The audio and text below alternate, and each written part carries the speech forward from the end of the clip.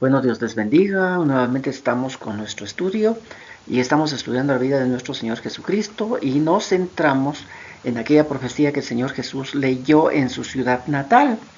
Y habíamos visto lo primero que era anunciar o dar buenas noticias a los pobres. No se olviden que estamos leyendo de la traducción del lenguaje actual de las Escrituras. Habíamos visto ya el dar buenas noticias a los pobres. Vimos que las buenas noticias es la palabra evangelizo, que es buenas noticias, y la palabra pobre es tojos, que tiene una connotación más bien de mendigo o pordiosero. Entonces el Señor Jesucristo viene para anunciar las buenas nuevas a aquellos que son mendigos o a aquellos que son pordioseros, que están esperando con ansiedad aquello que necesitan. Y habíamos visto que los sacerdotes y todos aquellos que debían haber pasado el anuncio del Señor Dios al pueblo, ellos estaban muy altivos. Ellos no se consideraban pobres, sino ricos en conocimiento y ricos en su religiosidad. Y el Señor Jesús les dijo, bueno, que ellos no tenían necesidad de esto. Además, habíamos visto también que no solamente es una pobreza espiritual, sino que también habíamos analizado una pobreza material. Y habíamos dicho que entre los seguidores de Jesús habían personas que tenían dinero. Así que el asunto del tener dinero no era pecaminoso o malo. Y no es que el Señor vino a dar las buenas noticias a los pobres económicamente y a los ricos los dejaba a un lado, sino más bien que también los ricos tienen la oportunidad de llegar a aquello. Pero habíamos visto también que el Señor Jesús nos dejó un ejemplo de el rico y Lázaro. Y habíamos visto cómo el rico vivió súper bien en esta vida, pero sin embargo tuvo que sufrir en la siguiente o en la eterna, mientras que el Lázaro, que era tan pobre, vivió tan mal en esta vida terrenal y momentánea, pero sin embargo en la eterna él iba a vivir feliz en un lugar de honor conforme a esta versión. Y eso es lo que habíamos visto en cuanto a esta primera profecía que se iba a cumplir en nuestro Señor Jesucristo, que él lo había leído de Isaías. Vamos a la siguiente. Ah, también habíamos visto este proverbio para terminar, en el cual el proverbista Agur, escribiendo los Proverbios 38, había dicho en oración al Señor Dios que solamente le dé el pan de cada día, que no le dé riquezas ni pobreza, sino el pan de cada día. Y creo que esta forma de vivir que deberíamos tener cada uno de nosotros sí que resulta media complicada, porque tener el pan de cada día van a venir muchas cosas a nuestra mente y a nuestro corazón para poder sacar provecho de todo aquello. Pero en todo caso, todo esto lo vimos en la clase anterior. Vamos a la siguiente. La siguiente dice que viene a dar libertad a los prisioneros. Las palabras que se utilizan para que nuestra versión del lenguaje actual haya traducido aquello, o la versión de la Reina Valera también haya traducido todo esto, la palabra libertad, que es afesis, tiene una connotación de perdón, remisión y libertad. Entonces, no solamente que viene a dar libertad como tal, la libertad, sino también juntamente con todo esto viene el asunto del perdón y el asunto de la remisión, que son cosas muy importantes de las cuales también vamos a ver muy pronto en lo que estamos estudiando. Vuelta que la palabra prisionero, aigmolotos, tiene una connotación no solamente de uno que ha sido tomando preso, está en la cárcel porque hizo alguna cosa, sino más bien la connotación es de un prisionero de guerra. Es decir, que viene a dar el Señor Dios libertad o perdón o remisión a aquellos que han sido cogidos como prisioneros. Ahora, cuando nosotros vemos el asunto de prisionero de guerra, más o menos deberíamos tener en cuenta o en mente que es un militar o otra persona que en campaña cae en poder del enemigo. Es decir, es un militar o una persona que está haciendo algo que en el ejército, por decirlo así, que está haciendo su trabajo de defensa o salir a la guerra o cosas así, pero que sin embargo en cuanto sucede esto, cae en poder del enemigo. Eso es prisionero de guerra. Y el Señor Jesucristo dice que vino a dar libertad a aquellos, a los que son prisioneros de guerra. Entonces, tiene como sentido aquel pasaje del Señor Jesucristo cuando una mujer cananea se acerca a él y le dice que por favor ayude a su hija porque está endemoniada. Y el Señor Jesús no le hace caso. Y cuando los discípulos le dicen a Jesús, por favor, hazle caso porque está tras nuestro y está que grita y todo lo demás. Y el Señor Jesús da esto en Mateo 15:24. Jesús respondió, Dios me envió para ayudar solo a los israelitas, pues ellos son para mí como ovejas perdidas. Cuando el Señor Jesús dice esto, dice que la mujer cananea le dijo, sí, pero nosotros los perrillos también podemos comer de las migajas que caen de la mesa de los amos. Y el Señor Jesús le dice, grande es tu fe, y hace el milagro con la hija de esta mujer que no es israelita, pero es cananea, está viviendo en esa región, pero no pertenece al pueblo escogido de Dios como los israelitas. Entonces, viene como sentido el asunto. ¿Por qué? Porque cuando viene a dar libertad a los prisioneros, que son prisioneros de guerra, que son parte de un ejército que ha sido tomado preso, entonces tiene sentido cuando el Señor Jesús dice, pues yo vine a los israelitas, no vine a ningún otro, sino a los israelitas. ¿Por qué? Porque están considerados presos ellos, los israelitas. Y un gran ejemplo que vamos a tener, porque la Biblia en todo su historial de las Escrituras siempre nos van a dar unos grandes ejemplos. Y un gran ejemplo que nosotros vamos a tener, pues, es el ejemplo del pueblo de Israel, cómo nació el pueblo de Israel. Y ahí vamos a ver cómo el Señor Jesucristo viene a dar libertad a los prisioneros de guerra y cómo el Señor Jesús dice que solamente vino a la casa de Israel. Mire, en Génesis 12:1 empieza el plan de Dios. ¿Por qué? Porque la maldad en el mundo era tal y la maldad en el mundo iba a ir en crecimiento, y el Señor Dios hace un plan y dice, vamos a escoger a alguien para que con este alguien la cosa tenga un camino de salida. Entonces, el Génesis 12:1 dice, Dios le dijo a Abraham, deja a tu pueblo y a tus familiares y vete al lugar que te voy a mostrar. Con tus descendientes formaré una gran nación. Abraham va a tener gente que va a ser descendiente de él, y con esa descendencia de él va a formar una gran nación. Dice, voy a bendecirte y hacerte famoso y serás de bendición para otros. Bendeciré a los que te bendigan y maldeciré a los que te maldigan, y gracias a ti bendeciré a todas las naciones del mundo. Es decir, que el plan de Dios empezaba con este personaje que iba a tener una gran nación, pero no se quedaba solamente en esta gran nación, sino que a través de ella iba a bendecir al resto de naciones. Así que ahí empieza el plan de Dios. Y nosotros vamos a poder leer en el libro del Génesis toda aquella historia que nos va a narrar y nos va a enseñar muchísimo, pero en esta clase lo único que vamos a ver es un resumen de todo aquello. Entonces, Dios habla con Abraham y con Sara para que puedan tener descendencia. En la descendencia de Abraham y Sara viene Isaac, que es parte de la descendencia. Como les digo, pueden leerlo y van a sacar conclusiones hermosas de toda esta cosa, pero vamos a darle un resumen. Entonces, Abraham, Sara tienen un hijo, Isaac. Isaac se casa con Rebeca y va a tener un hijo que se va a llamar Jacob, en su descendencia que el Señor Dios ha visto de esta manera, y es por eso que nos enseña en la Biblia, en el Antiguo Testamento, que esta es la descendencia. El Jacob se encuentra con el Señor Dios, y el Señor Dios le cambia de nombre, ya no se va a llamar Jacob, ahora se va a llamar Israel, y con él va a suceder un montón de cosas. Él va a llegar a tener muchas esposas. Se supone que la esposa legítima debía haber sido Raquel, porque él trabajó por ella, pero sin embargo le fue dada otra esposa, que es Lea, y juntamente con ellas les fue dada también unas nodrizas, podríamos decirlo así, o esclavas de cada una de estas dos mujeres. Raquel va a tener su esclava, que es Bilha, y Lea va a tener su esclava, que es Silpa.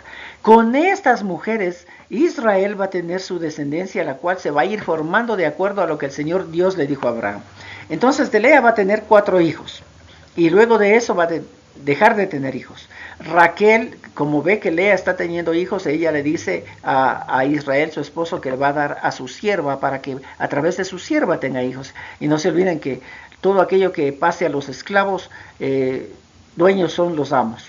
Y entonces los amos eran dueños de los hijos de los esclavos, aún inclusive de los esclavos. Entonces Raquel le dice, pues cuando tenga ella, Bilha, hijos van a ser míos. Y Bilha le da a luz 2 hijos. Cuando Lea ve esto, Lea también le dice a Israel, pues yo también quiero darte a mi sierva para que tengas hijos con ella, porque yo ya no puedo tener más hijos. Entonces Silpa, que es sierva de Lea, le da 2 hijos más. En esto hay una cuestión de unos frutos que se llaman mandágoras, y en esa cuestión de los frutos le alquila a su esposo, a Raquel, y llegan a tener 2 hijos más. Y luego la historia dice que Dios se acuerda de Raquel porque era estéril y le permite tener hijos. Y Raquel tiene 2 hijos más. Entonces, este Israel llegó a tener 12 hijos. Miren, Abraham con sus hijos, no más de uno. Isaac tuvo 2. Junto a ello el Señor Dios escogió a Jacob, que luego se llama Israel, pero con este Israel va a tener muchos hijos. Ahora, da la casualidad que José va a pasar peripecias con sus hermanos, y sus hermanos le van a vender como esclavo, y él va a llegar a Egipto. Y en Egipto va a ser uno de los grandes en Egipto, el administrador de todo. Y llega una época en la cual hay mucha hambruna. Y en esta hambruna sus hermanos, que no lo van a reconocer porque lo vendieron hace tanto tiempo atrás como esclavo, sus hermanos van a bajar a Egipto porque es el único lugar en donde hay comida. Ahora, debemos tener en mente también que Egipto es un sinónimo de mundo, o Egipto es un sinónimo de pecado. En ese lugar siempre hay provisión, y eso es increíble. En ese lugar siempre hay provisión, nunca hay escasez. Pero en todo caso ahora José está a cargo de todo esto. Él es el administrador, los hermanos bajan, compran alimentos ahí, se da a conocer José a sus hermanos y le dice que por favor bajen con todos, con su papá, con sus hermanos y con todos, porque como todavía falta tiempo de hambruna, entonces todo Israel tiene que bajar a Egipto, porque en Egipto José les va a sustentar, les va a dar de comer. Y todo el pueblo de Israel baja, excepto Raquel, porque Raquel, al dar a luz a Benjamín, había muerto antes de llegar allá a Egipto. Había muerto en una ciudad que se llama Belén, y allí fue enterrada. Pero en todo caso ahora todo el pueblo de Israel va a estar en Egipto. Pero en todo caso había algo en el corazón de Jacob que le decía, no puedo bajar allá, debo estar todavía en Canaán, porque es la tierra que el Dios prometió a Abraham, y esta es la tierra en donde va a ser formada una nación que va a bendecir a las naciones. Entonces Dios tiene que intervenir con Israel, y en el Génesis 46:3 dice, entonces Dios le dijo, yo soy el Dios de tu padre, no tengas miedo de ir a Egipto, porque yo voy a ir contigo, te bendeciré, te convertiré en una gran nación, y te haré volver de nuevo a Canaán. Mire, Dios tiene que intervenir con Israel y decirle, baja, porque este es parte del plan que se está fraguando y en el cual tienen que ingresar, porque no te olvides que de aquí voy a ser una gran nación. Pero el Señor Dios le dice a Israel, tranquilo, porque después vas a regresar a Canaán nuevamente, convertido en una gran nación.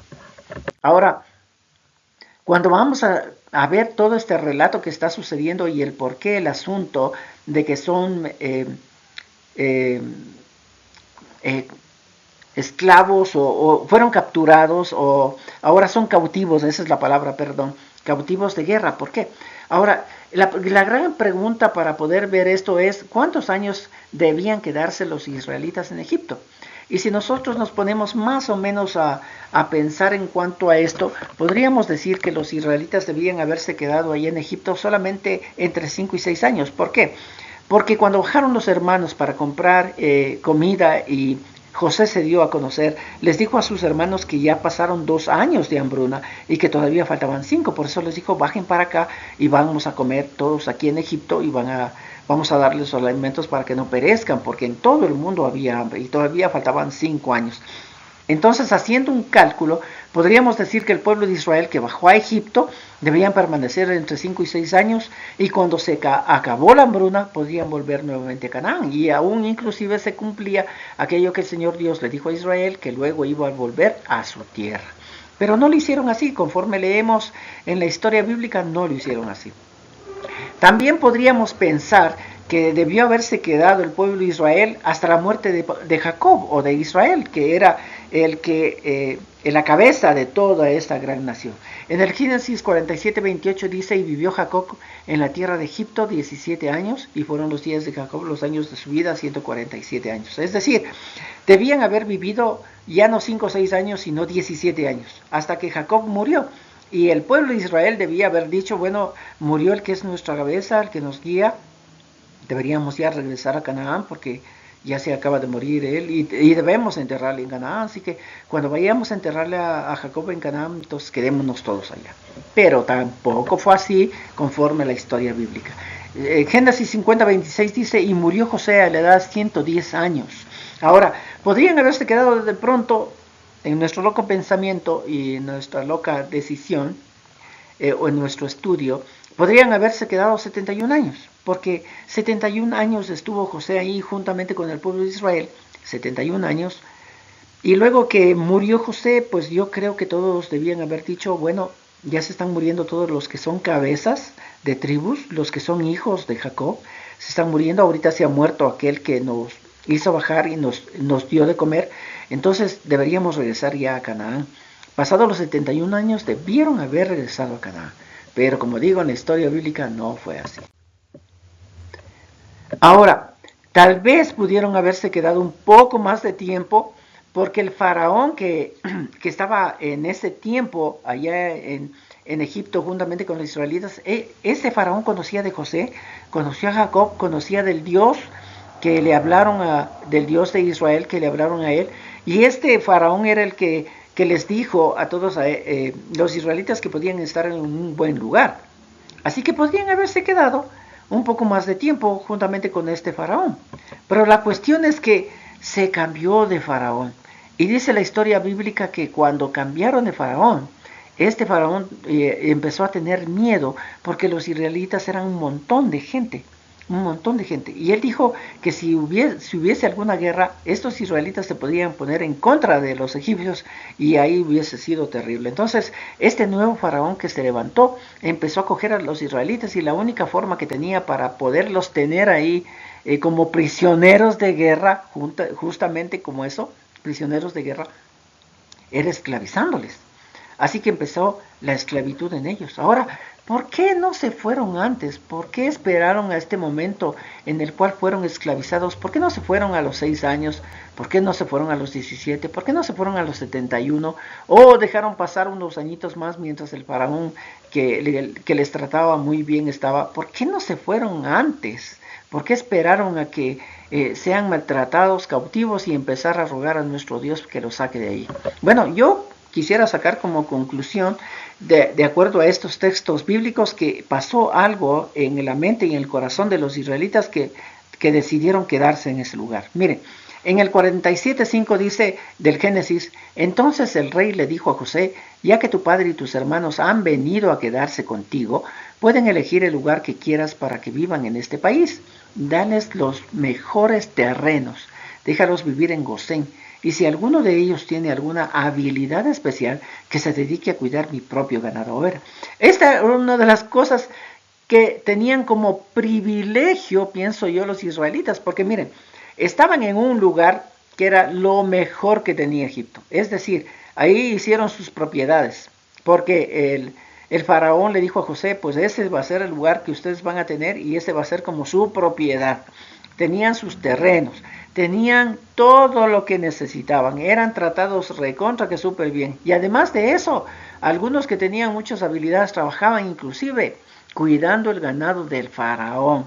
Es decir, tenían un buen trabajo, un buen ingreso, tenían propiedades, tenían comida, o sea, ¿qué más se puede pedir?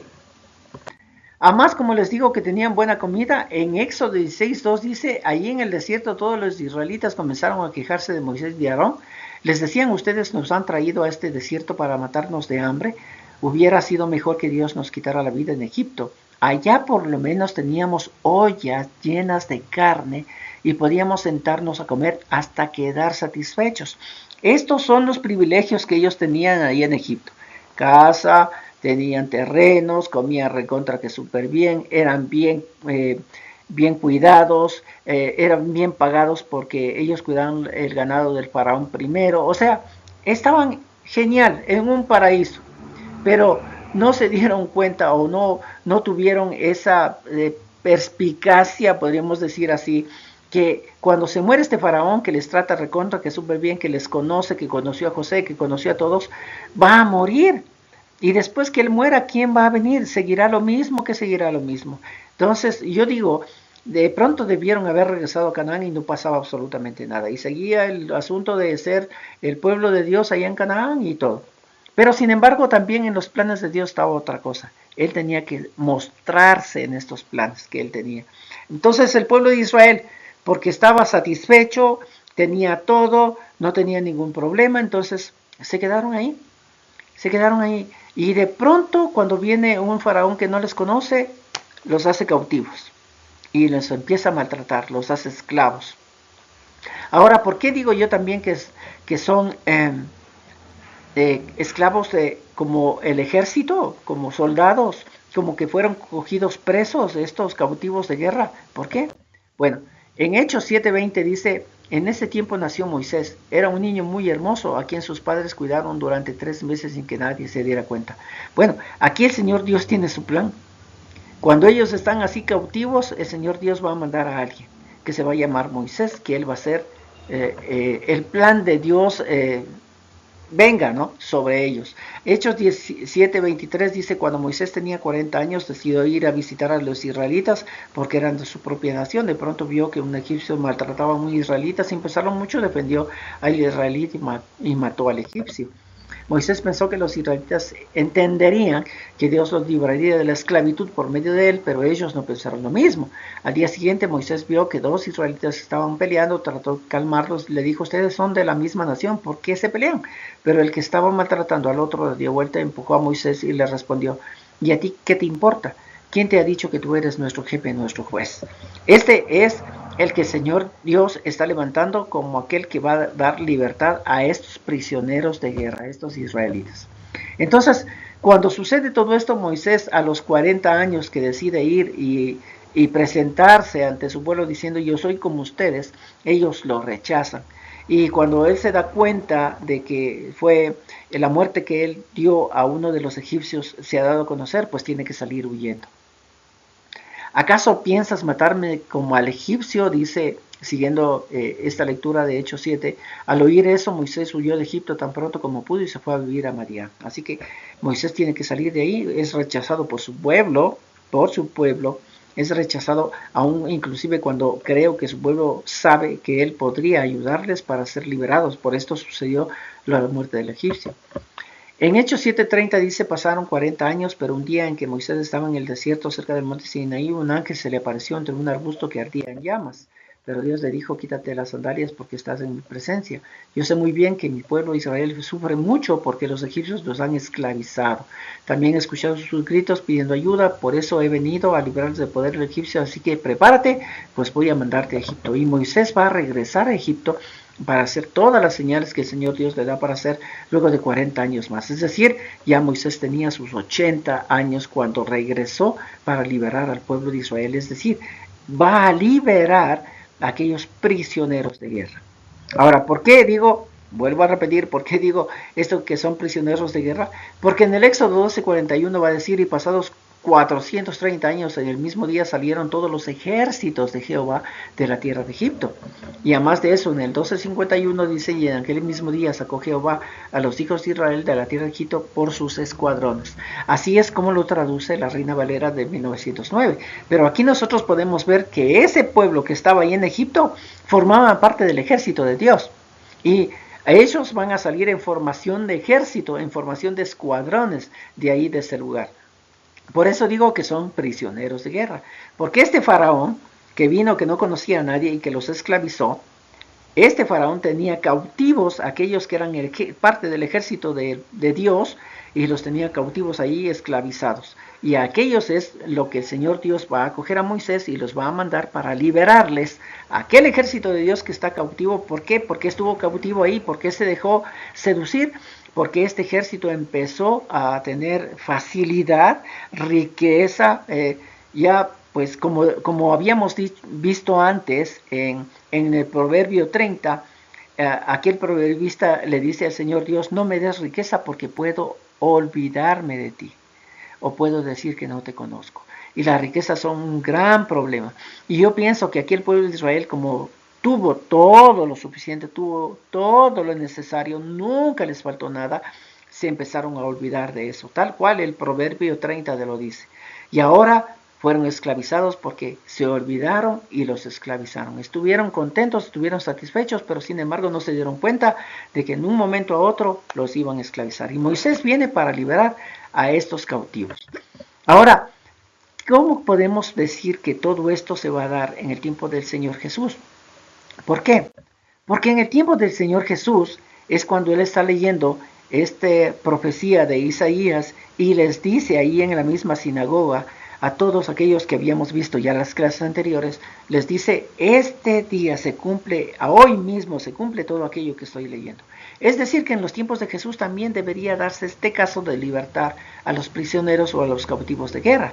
Pero, sin embargo, cuando vemos la historia del Nuevo Testamento, en los Evangelios, vamos a ver que no hay o no sucede algo como lo que sucedía en Egipto, como acabamos de ver, esa historia de Egipto con el pueblo de Israel y cómo el Señor Dios escogió a Moisés para que sean liberados. Pero cuando el Señor Jesús está aquí, en sus años de ministerio que va a estar aquí, no vemos a un pueblo israelita cautivo como lo estuvo ahí en Egipto. ¿Por qué? Porque no se da a conocer en los evangelios que los romanos los tenían esclavizados. Más bien había como una especie de comunión entre los líderes religiosos y los líderes romanos. Había como una especie de comunión.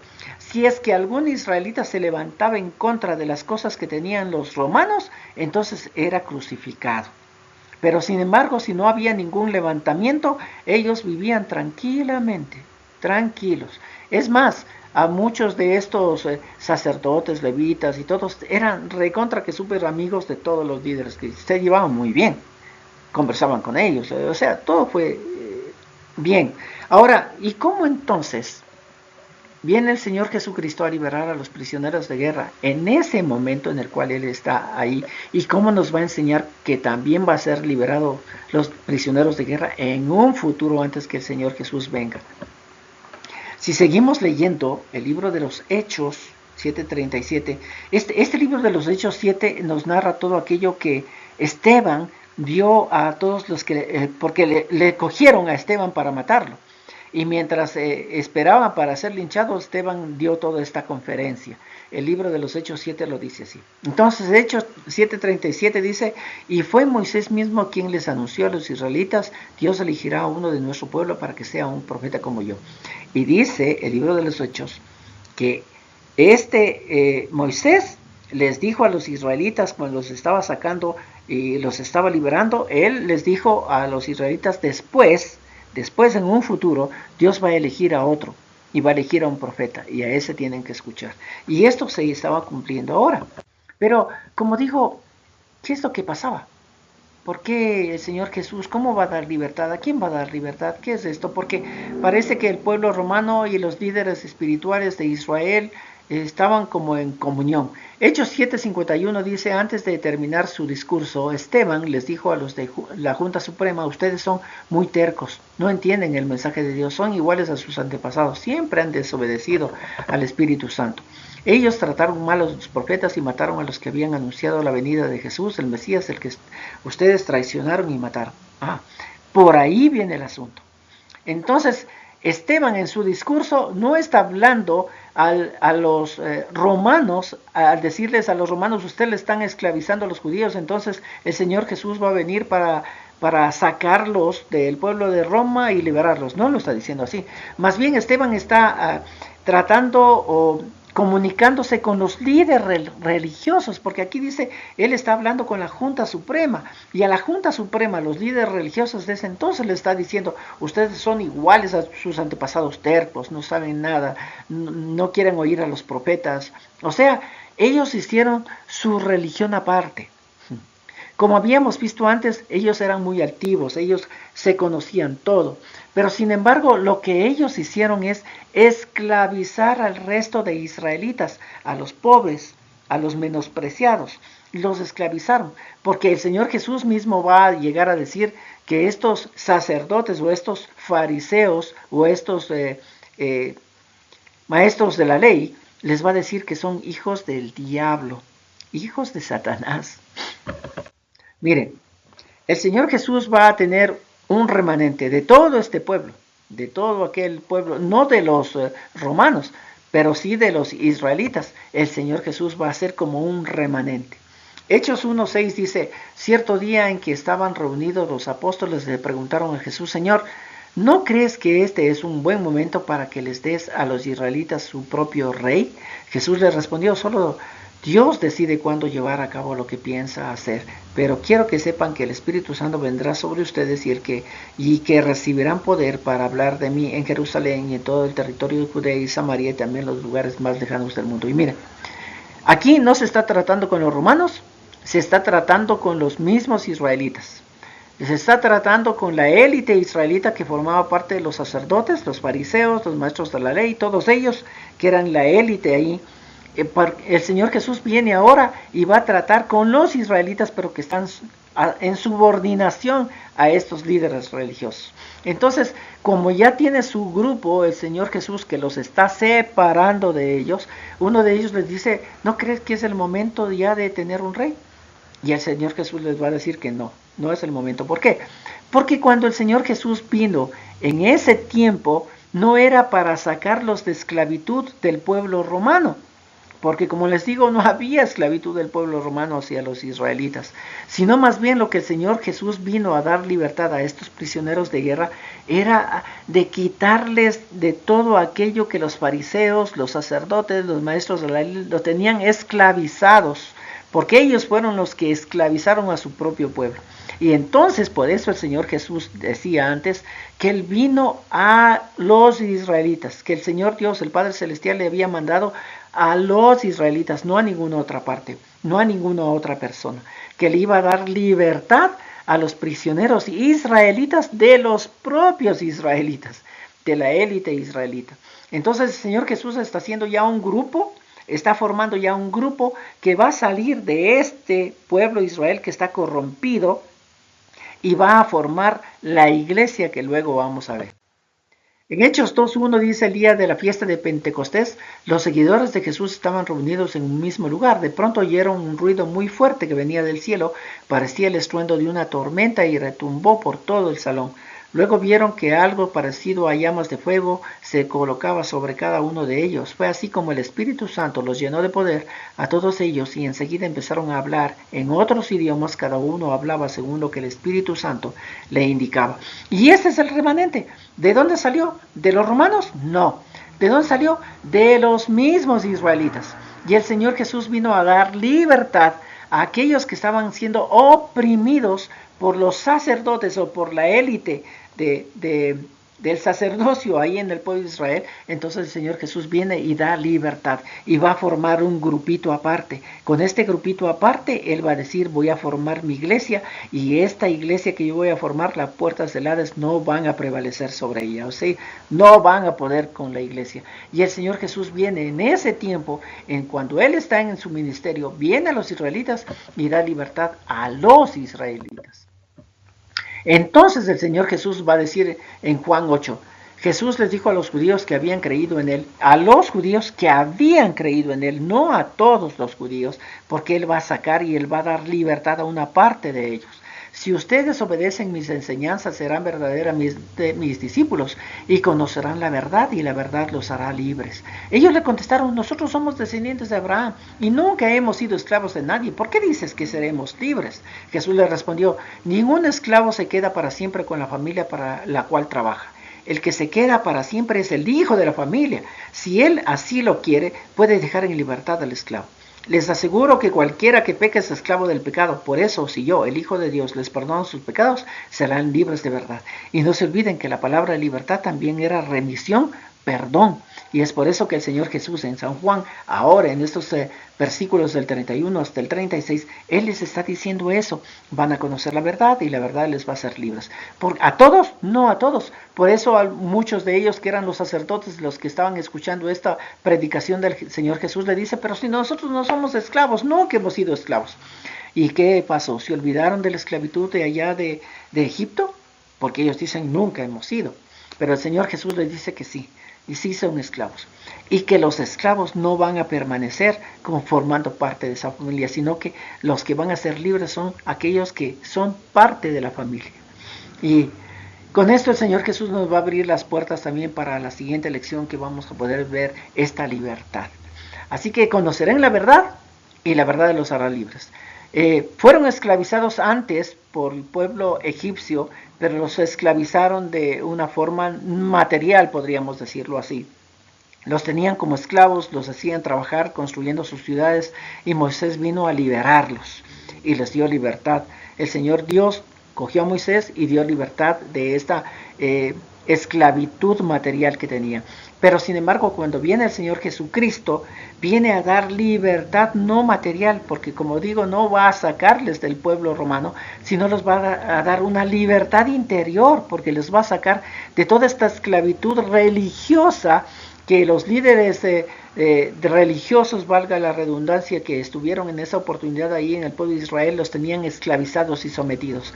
Y el Señor Jesús vino a darles libertad a estas ovejas perdidas de la casa de Israel y sacarlos de esa esclavitud, de esa opresión, como su ejército para formar esta iglesia que va a ser el ejército de Dios, la iglesia.